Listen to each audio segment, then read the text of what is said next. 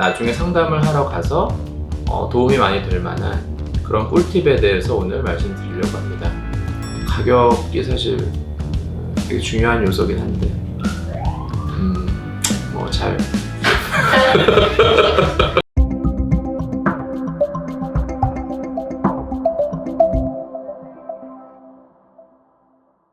안녕하세요. 상담 오선생의 오선생입니다. 오늘 여러분들께 말씀드릴 제목은 실패 없는 성형 상담을 위한 꿀팁입니다. 여러분들께서 성형 수술에 관심 있으시면 성형외과 방문하셔서 상담을 먼저 받게 되시는데요. 이때 상담을 받기 전에 미리 알아두면 나중에 상담을 하러 가서 도움이 많이 될 만한 그런 꿀팁에 대해서 오늘 말씀드리려고 합니다. 그래서 대부분은 상담을 오셔서 본인이 제일 불편하거나 아니면 좀 개선됐으면 하는 그런 점들을 먼저 물어보시고, 아니면 내가 좀 더 눈이 좀 예뻐졌으면 좋겠다, 코가 좀 더 높아졌으면 좋겠다, 이런 식으로 이제 막연히 말씀을 하시죠. 근데 여기서 제가 조금 정리해서 어떻게 하면 좋은지를 좀 말씀을 드리도록 하겠습니다.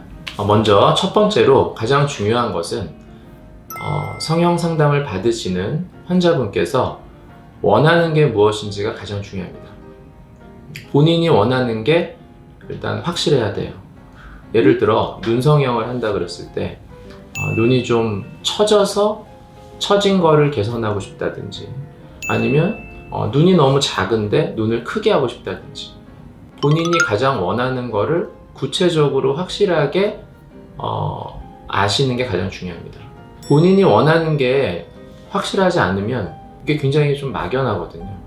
사람마다는 취향이 있는 거기 때문에 그런 부분이 있기 때문에 이제 본인이 자기가 그냥 생각할 때 무슨 의학적인 이런 게 필요 없고, 내가 왜 성형을 하려고 하느냐, 내가 어떤 부분이 개선됐으면 하느냐, 그게 가장 중요한 거예요. 먼저 첫 번째 이제 그걸 생각하고 가셔야 돼요. 상담하러 갔을 때는. 자, 그럼 두 번째는 내가 개선됐으면 하는 그 불편한 부분에 대해서 그 상담하시는 그 의사 선생님의 의견을 듣는 것이 중요합니다.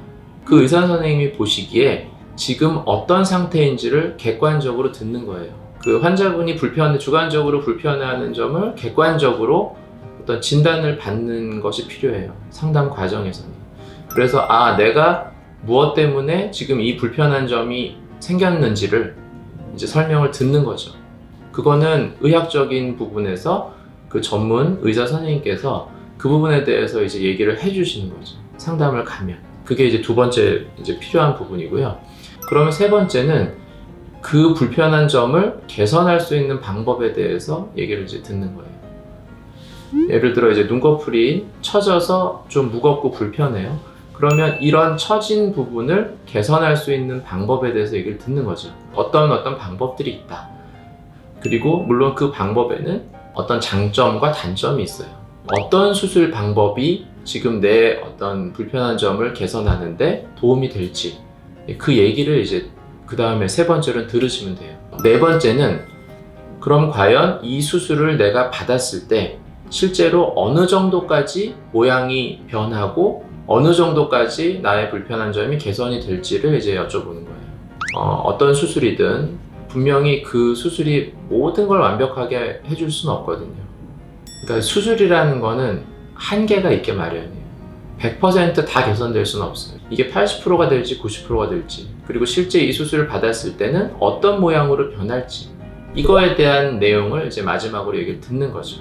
대충 내가 수술을 하고 나면 이런 느낌이 될 거라는 거를 이제 가늠할 수 있도록 좀 얘기를 들어야 되겠죠. 자, 정리를 하면 첫 번째는 환자분이 개선됐으면 하는 점이 정확하게 있어야 되고요. 두 번째는 그 개선됐으면 하는 점이 생긴 이유를 의사 선생님이 정확하게 객관적으로 진단하는 과정이 필요할 거고요. 세 번째는 그 개선됐으면 하는 점들을 진짜 개선시킬 수 있는 방법, 어떤 방법을 사용해서 개선을 할 수 있는지, 그 방법들의 장단점에 대해서 얘기를 들으셔야 되고, 네 번째는 실제로 한 방법을 사용을 했을 때 내 모습이 어떻게 변할지, 정확하진 않더라도 대강이라도 내 변하는 모습을 짐작할 수 있는 정도까지는 되셔야 됩니다. 그래야지 내가 성형 상담이 이루어지고 나중에 어떤 수술에 대한 결정을 할 때도 문제가 없이 잘 수술이 이루어질 것으로 생각이 됩니다.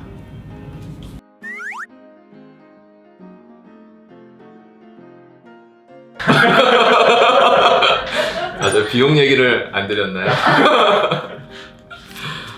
물론 뭐 비용도 중요하죠. 여러분들 뭐 당연히 비용이 중요한데 우리가 뭐 물건을 사도 좋은 걸 싸게 사는 게 제일 좋잖아요. 근데 파는 사람 입장에서 좋은 걸 싸게 팔기가 쉬울까요? 이거를 좀 생각을 해봐야 돼요. 제일 싼 거를 해야 되겠다. 이게 과연 맞을 거냐 하는 거죠.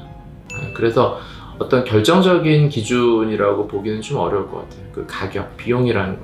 일반적인 보통의 병원들에서 그 매겨지는 측정하는 가격이 어느 정도 비슷하게 될 수밖에 없긴 해요. 뭐 특별히 한 병원이 막 엄청 높거나 한 병원이 아주 낮거나 이렇게 되기가 사실 쉽진 않아요.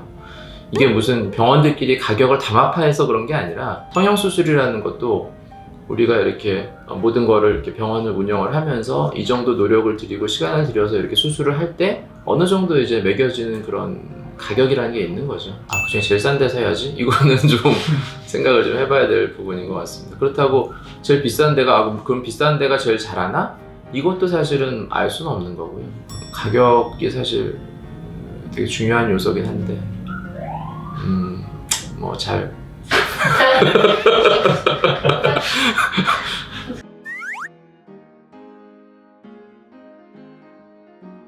가장 걱정되는 건 사실 부작용이에요. 가장 많이 물어보시는 건 부작용. 그래서 설명을 다 했어요. 성형수술, 미용 성형수술은 사실 안 하고 살 수도 있는 부분이기 때문에 이 부작용이 훨씬 더 커요.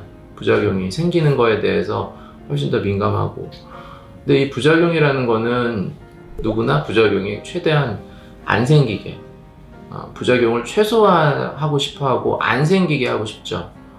근데 부작용이 뭐냐고 물어보시면 대답을 안 할 수는 없잖아요. 없습니다 이렇게 말할 수는 없잖아요. 그러니까 이런저런 부작용, 일반적인 부작용들은 있어요. 생길 가능성이 있는 부작용들, 그런 정도로 해서 부작용에 대해서 일단 설명은 드려요. 아주 몇십 년 전부터 많은 의사들이, 그 선배 의사들이 해온 방식이 있는 거죠. 그 의사들이 많이 해오면서 이렇게 하면 크게 문제가 없다, 그런 방식들이 다 정해져 있는 거예요. 그래서 그런 방식들을 따라서 하게 돼 있죠. 왜? 그렇게 하는 게 안전한 방법이니까. 그래서 그 방법들을 계속 따라서 해요. 부작용 부분에 대해서는 뭐 물어보시는 거는 물론 괜찮은데, 내가 원하는 이 성형수술을 통해서 내가 원하는 부분, 근데 그거보다 어떤 부작용의 그런 가능성, 그런 위험을 굉장히 높게 그렇게 보실 필요까지는 없다. 있을 수는 있지만 그래도 내가 이걸 받고 좋아지는 그 부분이 훨씬 크다, 이렇게 생각하시는 게 더 좋을 것 같아요. 네, 지금까지 상담 오선생의 오선생이었습니다. 궁금한 점 있으시면 저희 영상 밑에 댓글 남겨주시면 제가 직접 말씀드리도록 하겠습니다. 구독, 좋아요, 알람 설정 부탁드립니다. 감사합니다.